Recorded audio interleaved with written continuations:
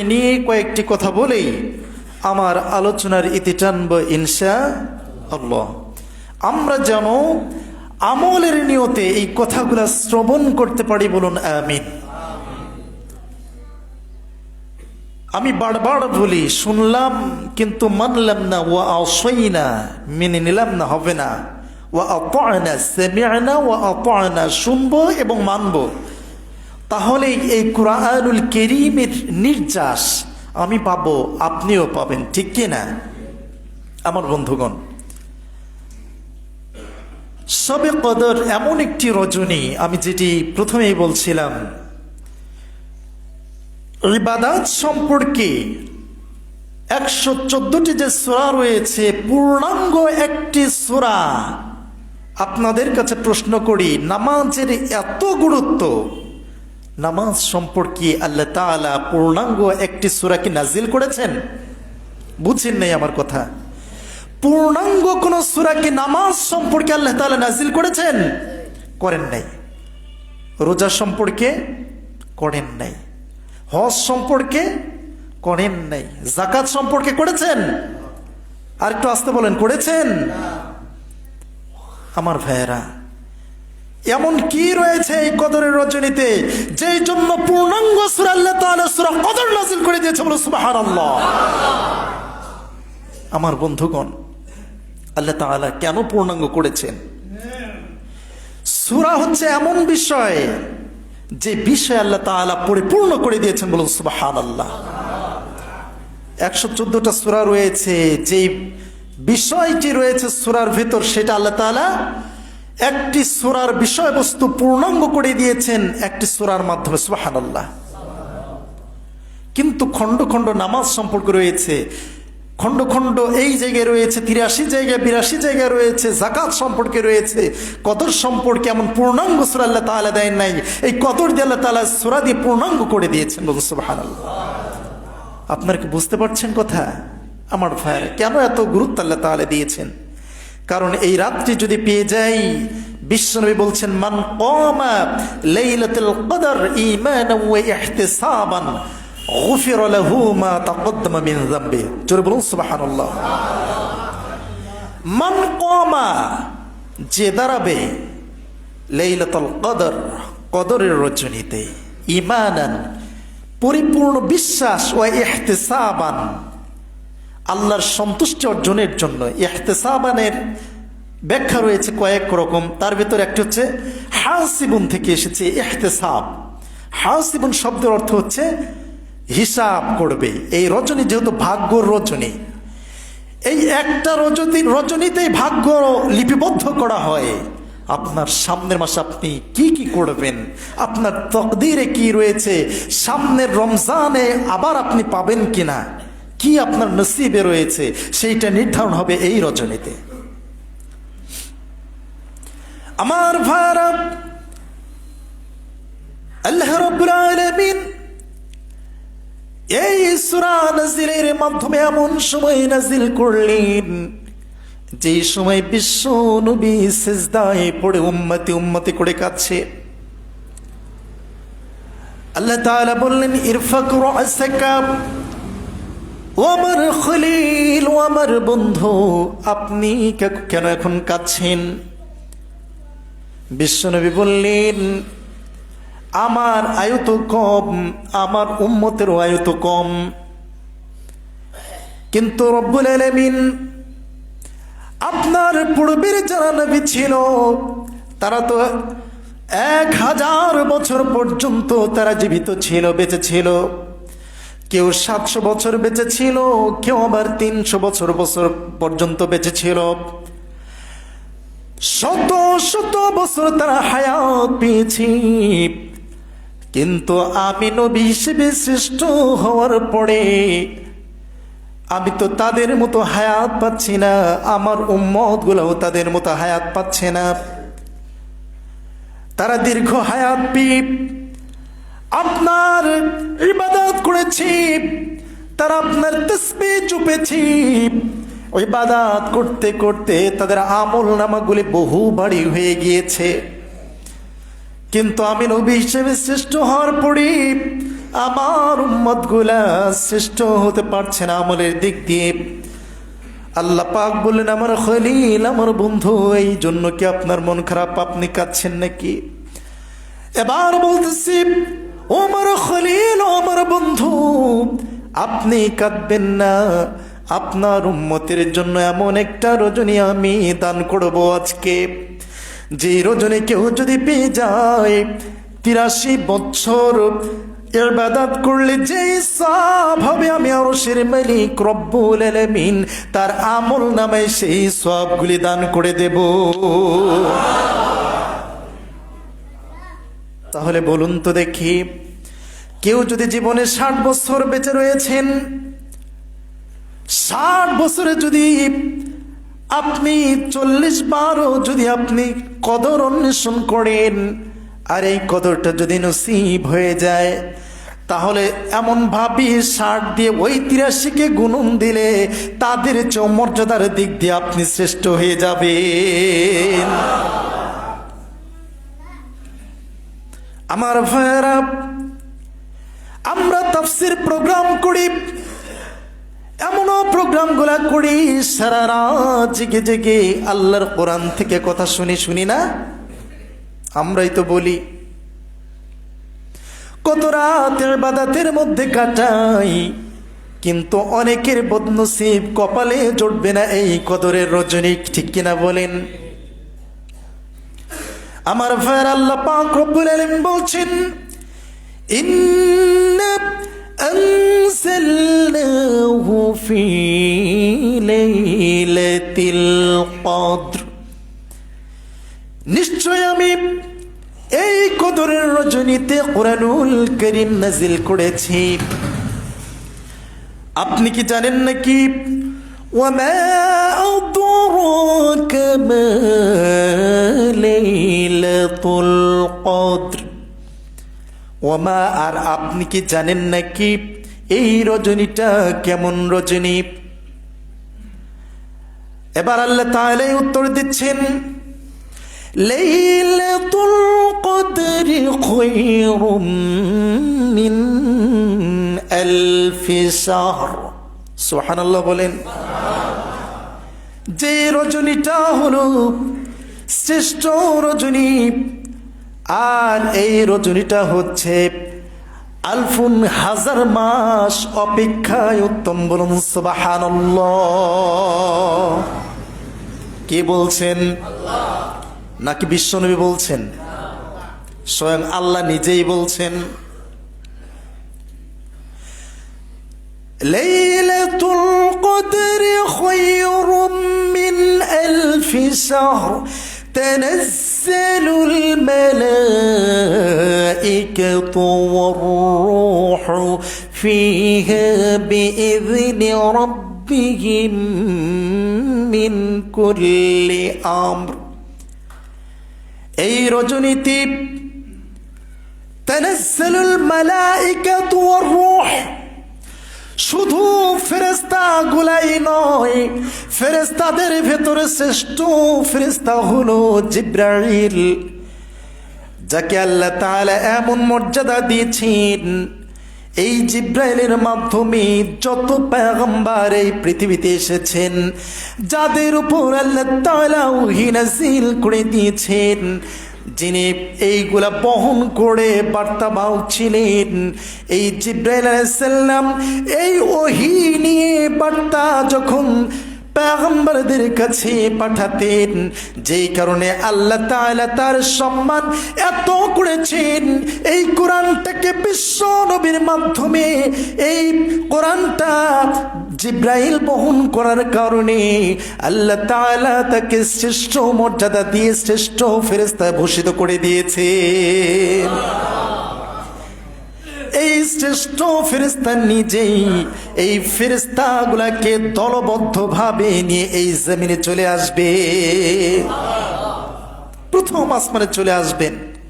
এখন এসে এদের কাজটা কি? এরা কি বসে থাকবে নাকি?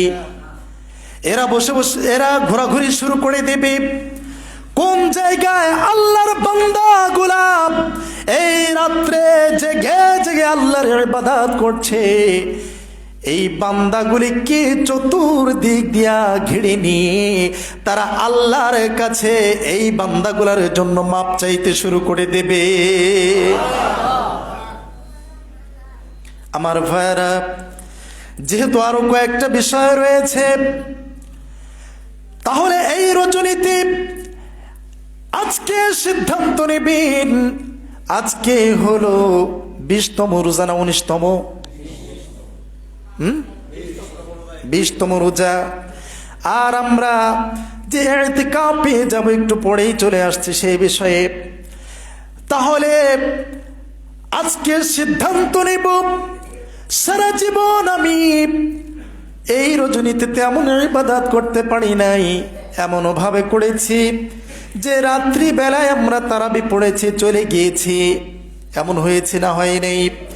কিন্তু আজকে আমি সিদ্ধান্ত নিব, এত বছরে কি করেছি আর না করেছি জানি না, তবে এই রজনীতে আমি মসজিদের মধ্যে সারা রাত কাটিয়ে দেব। বলেন ইনশাআল্লাহ। আপনি যদি সিদ্ধান্ত নেন, আপনার একটা শক্ত সিদ্ধান্তই পারে আপনাকে এই দুনিয়ার 83 বছরের ইবাদত করলে যেই সওয়াব হবে সেই সওয়াবগুলো আপনার পাওয়া। আল্লাহ তো দেওয়ার জন্যই এই রজনীতে চলে আসেন, ঠিক কিনা? আর এইটা কতক্ষণ পর্যন্ত স্থিতিশীল থাকে? تنزل الملائكة والروح فيها بإذن ربهم من كل أمر سلام هي حتى مطلع الفجر। আর এই যে ফেরেশতারা আপনাদের জন্য সালাম, শান্তির জন্য দোয়া করছে, এইটা ততক্ষণ পর্যন্ত চলবে, ফজরের ওয়াক্ত যতক্ষণ থাকবে ততক্ষণ পর্যন্ত। বলুন সুবহানাল্লাহ। এই রাত্রে আপনাদেরকে সিদ্ধান্ত নিতে হবে, একটা সেকেন্ড, একটা মিনিট যেন আমাদের এই রাত্রে যেন মাহরুম আমরা না হয়ে যায়। এখন এই রাতটাকে কেমনে করে গুরুত্ব দিব, কোন রাতের গুরুত্ব আমরা কতটুকু দিব, তা হলো বিশ্বনবী যেমন করে গুরুত্ব দিয়েছেন এই রাতগুলাকে, তেমন ভাবে আমরাও গুরুত্ব দেব। কথা বলেন ঠিক কিনা? বিশ্বনবী বলেছেন, শেষ দশকে তোমরা এই কদর অন্বেষণ করো, কিন্তু এই কদরের রজনীতে বিশেষ করে বেজর রাত যেগুলা রয়েছে সেইগুলা কোন রাত? 21তম রাত, এরপরে বলেন 23, এরপরে বলেন 25, এরপরে 27, এরপরে 29। কয়টা রাত? 5টা রাত পেয়েছি আমরা। এই 5 রজনীর বুখারীর বর্ণনা বিশ্বনবী গুরুত্ব দিয়েছেন মেইনলি 4টা রজনী, 3টা রজনী। তার ভেতর একটা হচ্ছে 21তম রজনীতে বিশ্বনবী সাহাবীদেরকে নিয়ে কিছু রাত জাগতেন। 23তম রজনীতে বিশ্বনবী রাতের 3 ভাগের 2 ভাগ জাগতেন। 25তম রজনীতেও 3 ভাগের 2 ভাগের একটু বেশি জাগতেন। আর 27তম রজনীতে বিশ্বনবী শুধু নয়, সাহাবীদেরকে নিয়ে এমনকি পরিবারের একজন কেউ রাত্রে ঘুমোতে দিতেন না। আমার ভাইরা, এমনকি বিশ্বনবী বলেছেন যে এমনও যদি হয় তাহলে সে যেন এই রাতগুলার গুরুত্ব অন্য অন্য রাত্রে তেমন যদি আমরা না দিতে পারি, অন্তত ওই রাতটা যেন গুরুত্ব বেশি দেই। এটাই তো হাদিস দ্বারা প্রমাণ করছে। কথা বলেন ঠিক কিনা? আমার বন্ধুগণ, তাহলে এই শর্ট টাইমে এইটাই আমরা হয়তো বা বুঝতে পেরেছি কদর রাত কত বড় গুরুত্বপূর্ণ আমাদের জন্য। কিন্তু এই রজনী তাদের কপালে জুটবে না যারা হচ্ছে জাহান্নামের নরকুট। কথা বলেন ঠিক কিনা? মুসলমানদের ভেতর কিছু মুনাফিক রয়েছে, ওই যে মাঝে মাঝে নামাজ পড়ে, মাঝে মাঝে ইবাদত করে, কিন্তু এই রাত তাদের কপালে জুটবে না। কিন্তু তাদের কপালেই জুটবে যারা হলো আল্লাহর জান্নাতি মানুষ। কথা বলেন ঠিক কিনা? মনে করবেন এই রজনীর গুরুত্ব তাদের কাছেই থাকবে। এটা হচ্ছে মুমিনদের জন্য বোনাস। এটা কি বোনাস স্বরূপ? এই রজনীটা আহারে মুসলমান, কেমন করে হেলায় খেলায় কাটান, কারণ এই রজনীর জন্যই তো বিশ্ব নবী সিজদায় পড়েছিলেন। আর এই রজনীর জন্য আল্লাহ তাআলা কোরআনুল কারীমের এই সূরাটা নাজিল করেছেন। কোন ইবাদত নিয়ম নেই, কদর সম্পর্কে যেমন আল্লাহ তাআলা গুরুত্ব দিয়েছেন, এই রজনী পরে আপনার জীবনের সমস্ত গুনাহগুলো মাফ করে দিতে। আমার বন্ধুগণ, সময় খুব কম। 2 নম্বর যে বিষয়টি বলবো, সার সংক্ষেপ, যেটা শিরোনাম হিসেবে বলেছিলাম, সেটা হচ্ছে ইতিকাফ। ইতিকাফের সুন্নাত কয়দিন হলো? কথা বলে না, শুনেন নাই কয়দিন বলেছি? সুন্নাহ পদ্ধতি হচ্ছে 10 দিন। আমার ভাইরা, এই মহল্লায় আমি আশা করি প্রতি বছর আপনারা 10 দিন করে থাকেন, কেউ না কেউ। এই বছরে থাকবেন তো ইনশাল্লাহ? আচ্ছা, আল্লাহর একজন মাহবুব বান্দাকে দেখতে চাচ্ছি, যে আল্লাহর মাহবুব বান্দা এই 10টা দিন, আজকে রজনী থেকে 10 দিন, কোন আল্লাহর মাহবুব বান্দা ইতিকাফে বসবেন? এমন কোন আল্লাহর কোন নগণ্য বান্দা নিয়ত করে ফেলেছেন, কিংবা এখনো নিয়ত করেন নাই, এই মুহূর্তে করে ফেলেছেন? এমন কোন আল্লাহর বান্দা আছেন যারা এই মহল্লার মানুষদেরকে এইটা থেকে হেফাজত করবে, গুনাহ থেকে বাঁচাবে? এমন একজন আল্লাহর ওলিকে দেখতে চাচ্ছি। বিশ্বনবী বলেছেন, ইতিকাফে যে থাকবে, মসজিদে যদি ঘুমিয়েও থাকে, তার ইতিকাফ নসিব হয়ে যাবে। বলুন সুবহানাল্লাহ। কোন আল্লাহর বান্দা নিয়ত করেছেন এখন এই পর্যন্ত? একজনকে দেখতে চাচ্ছি, হাতটা, একজন হাত তোলেন। কে থাকবেন এই মসজিদে? না হলে টাকা দিয়ে হলেও রাখতে হবে, যেমন করেই হোক রাখতেই হবে আপনাকে। এটা ছোটখাটো বিষয় মনে করবেন না। এই জন্য যদি গুনাহগার হন, আপনার কদরে যে বসে থাকবেন, এটাও তো আল্লাহ হয়তো কবুল নাও করতে পারে। এর জন্য আজকের ভেতর সিদ্ধান্ত নেবেন কে কেমন করে বসাবেন। কমিটির ভাইয়েরা, আমার তো মনে হয় এমন কমিটির এমন ব্যক্তিদেরকে থাকা উচিত যারা ইতিকাফে বসে ইতিকাফ করবে। কথা বলেন ঠিক কিনা? আজকে কমিটি সিদ্ধান্ত নেবেন কে বসবেন। আপনারা টাকা দিয়ে হোক, যেমন পারেন, কারণ এই মসজিদের আমি খতিব, সর্বোচ্চ জায়গায় আমি রয়েছে, এটা আমার দায়িত্ব। না হলে এর জন্য আমিও গুনাহগার হব। আমি আপনাদের পায়ে ধরে অনুরোধ করছি, মুরব্বী যারা রয়েছেন, কত দিন তো কাটালেন, আপনারা নিয়ত করেন একজন আজকে অতি দ্রুত মাগরিবের সময় বসে যাবেন, একজন দ্রুত বসে যাবেন। আমার ভাইয়েরা, গুরুত্ব দিয়ে আমি বলছি, কারণ এই মহল্লার সবাই গুনাহগার হোক, এটা আমি চাই না। ইবাদত করেও তৃপ্তি পাবেন না। এরপরে আপনারা 9 দিন, 8 দিন, 3 দিন, 1 দিনও করতে পারেন ইতিকাফ। এমনকি 1 ঘন্টার জন্য নিয়ত করেও করতে পারেন। কিন্তু মুস্তাহাব যে বিষয়টি, সেটি হচ্ছে 3 দিন, 1 দিন এমনও করতে পারবেন। বিশেষ করে 10 দিনের জন্য একজন হলেও বসবেন। আর সকলেই মিলে 27তম রজনী যেন কারো মাহরুম না হয়ে যায়। এখন এই রজনীতে আমরা কেমন করে ইবাদত করব, এই রাত্রি কেমন করে কাটাবো? এই রাত্রিতে আমরা, বিশ্বনবী বলেছেন, মাগরিবের সালাতের পর থেকে শুরু করে নিয়ে যত রাতে এই রাত্রে যত ইবাদত করব, সব ইবাদতগুলি, নামাজগুলি, এর ভেতর যত নামাজ পড়বো সেটা কিয়ামুল লাইলের ভেতর অন্তর্ভুক্ত হয়ে যাবে। বলুন সুবহানাল্লাহ। এটা আল্লাহ কদরের জন্য এই মর্যাদাটা দিয়ে দিয়েছেন। এজন্য আজকের ভেতর সিদ্ধান্ত নেবেন মাগরিবের আগেই। আমার কমিটির ভাইয়েরা, আজকে দরকার হয় বসেন, মসজিদটা কেমন করে নির্মাণ করবেন আপনারা বসেন। তাহলে এই গুনাহগার বান্দা মানুষদেরকে বাঁচানোর জন্য আপনাদের বসার দরকার আছে না? আপনার কমিটির ভাইয়েরা, আপনার বসবেন। কে বসবেন? টাকা দিয়ে হলে তার খাওয়ার ব্যবস্থা করেন। একজন দরকার বলে দেন, ভাই আপনি থাকেন, আপনার খাওয়ার জন্য যা লাগে আমি খাবার দিয়ে দেব। একজন রোজাদারকে খাওয়াইলেও তো সব, ঠিক কিনা বলেন? একজন বসেন। আচ্ছা, 1-2জন যদি ইতিকাফ করে, তার খাওয়ার ব্যবস্থা কে করবেন? হাত তোলেন দেখি। কেউ নেই খাওয়ার ব্যবস্থা? আলহামদুলিল্লাহ, ভাই করবে। আর কেউ করবেন? 2 নম্বর ব্যক্তি দেখতে চাচ্ছি, কেউ করবেন? আলহামদুলিল্লাহ, একজনের ব্যবস্থা করবে। 10 দিনের জন্য যারা বসবে তাদের জন্য খানার ব্যবস্থা 2 জন করবে। এরপরেও যদি চান, ইনশাল্লাহ আপনাদের মধ্যে হয়ে যাবে। খানার ব্যবস্থা ওনারা করবে। আর কমিটির পক্ষ থেকে কিছু হাদিয়াও যদি দেওয়ার প্রয়োজন হয়, তাকে একটা জুব্বাও যদি দেওয়ার প্রয়োজন হয়, হুজুর আমি বেশি কিছু চাই না, কিছুই লাগবে না, এমন যদি কেউ বসে, তার জন্য একটা জুব্বার জন্য যদি কিছু হাদিয়াও দিতে হয়, তাও তাকে দেবেন। তাহলে খাওয়ার জন্য চিন্তা নাই, একজন হলেও বসে পড়বেন ইনশাআল্লাহ। আমার ভাইয়েরা, যেহেতু সময় চলে যাচ্ছে, তাহলে ইতিকাফের গুরুত্ব যে কতটুকু, বিশ্বনবী বলছেন ইতিকাফ যিনি করবেন সে মসজিদে বসে থাকুক আর শুয়ে থাকুক, সে ইতিকাফ পেয়ে যাবে, আপনার ওই কদর পেয়ে যাবে। বলুন সুবহানাল্লাহ। তাহলে আমি বিশেষ করে 10 দিন তো থাকতে পারি না বিভিন্ন কারণে, তো ইনশাল্লাহ আমার ইচ্ছে ছিল থাকবো, কিন্তু সেটা আমার যদিও হয়ে উঠছে না, কারণ বিভিন্ন জায়গায় আমাকে যেতে হচ্ছে মাহফিল কেন্দ্রিক, ইফতার মাহফিল কেন্দ্রিক আমাকে বিভিন্ন জায়গায় যেতে হচ্ছে, আমি পারছি না আসলে। তো আপনারা ইনশাল্লাহ থাকবেন।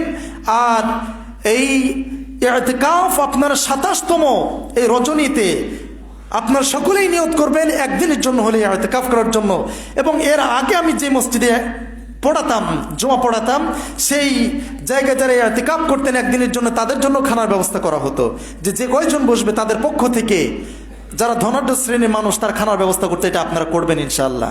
তাহলে তাদের এই টেনশনটা হবে না, আমি ইতিকাফে বসবো, আমার খাবার দেবে কে, এই ব্যবস্থাটা করবেন তো ইনশাআল্লাহ। ইনশাআল্লাহ আমার ভাইয়েরা, তাহলে এই ইতিকাফ সম্পর্কে আমরা নামাজের পরে আপনার কমিটির ভাইয়েরা বসবেন, বসে সেরে কে বসবে তার জন্য আমার ভাই রয়েছেন, আরো মুরব্বীরা রয়েছেন, একজন ভয় পেতে পারেন কিংবা আরেকজন ভয়ের তো কিছু নেই, ইনশাল্লাহ বসবেন। আচ্ছা, সময় কম। আর ফিতরার বিষয়ে লাস্টে বলছি, একবার সর্বশেষ ফিতরার বিষয়ে বলছি। আমাকে গতকালকে একজন বলতেছে, হুজুর আমি তো ফিতরা দিয়ে দিয়েছি। বললাম যে ভাই ফিতরা হবে না এই সময়, কারণ বিষয় না কাউন্ট হবে, তাছাড়া ফিতরা হবে না, ওইটা হবে সাধারণ দান। সেটা কি হবে? আর একটা বিষয় হচ্ছে আমাদের ভেতর খুব, আমরা ফিতরার টাকা নিয়ে দেখা যায় যে নির্ধারণ থাকে যে টাকার পরিমাণ বাংলাদেশে এবার ধরা হয়েছে কত টাকা। আচ্ছা বলুন তো দেখি, এই 110 টাকা যে নির্ধারণ করা হয়েছে, এই নির্ধারিত টাকাটা কার জন্য জানেন? এটা হচ্ছে সবচেয়ে হতদরিদ্র, যে চলতেই পারে না, প্রত্যেকটা ব্যক্তিকে ফিতরা দিতেই হবে, সে যদি ফকিরও হয়। যে ফিতরা নিচ্ছেন সে ফিতরা দিবেন আরেকজনকে। এই যে ফিতরা, এই ফিতরা ওই যে মিসকিন একদম অসহায় মানুষ তার জন্যে হচ্ছে 110 টাকা, কিন্তু যিনি চলার মতো তিনি কিন্তু ওই 110 টাকা দেবেন না। তিনি চিন্তা করবেন 5,000, 10,000, 20,000, 1 লক্ষ টাকা পর্যন্ত, 2 লক্ষ টাকা পর্যন্ত। যে ব্যক্তিটা আপনার ওই মার্কেটিং করার জন্য সিঙ্গাপুর চলে যায়, এর জন্য কোটি কোটি টাকাও ফিতরা ওয়াজিব হয়ে যাবে মাসালা অনুযায়ী। আমার ভাইয়েরা, এই জন্য ফিতরা নির্ধারিত সবচেয়ে কম, একদম স্পষ্ট বুঝে রাখেন, যিনি সবচেয়ে গরিব মানুষ তার জন্য সর্বনিম্ন রেট, কিন্তু আপনাদের যাদের চলার মতো অবস্থা তারা তার চেয়ে অনেক বেশি দেবেন, 1,000 দিবেন, 500 টাকা দিবেন, তার চেয়ে অনেক বেশি দিবেন। এটা হচ্ছে সর্বনিম্ন রেট বলা হয়েছে। আমার ভাইয়েরা, তো আমার মনে হয় সবে কদরের কি গুরুত্ব, ইতিকাফের কি গুরুত্ব, আর ফিতরার কি বিষয়, আমার মনে হয় শর্ট টাইমেই আমি আলোচনা করে শেষ করতে পেরেছি। এরপরেও যদি কোনো জানার প্রয়োজন আপনাদের হয় তাহলে ইনশাল্লাহ আমাকে নক করবেন, আমাকে জানাবেন, ইনশাল্লাহ আমি বিস্তারিত আপনাদেরকে জানাবো। সে পর্যন্ত সুস্থ থাকবেন, ভালো থাকবেন। সুবহানাকাল্লাহুম্মা বিহামদিকা আশহাদু আল্লা ইলাহা ইল্লা আনতা আস্তাগফিরুকা ওয়া আতুবু ইলাইক। আসসালামু আলাইকুম ওয়া রাহমাতুল্লাহি ওয়া বারাকাতুহু।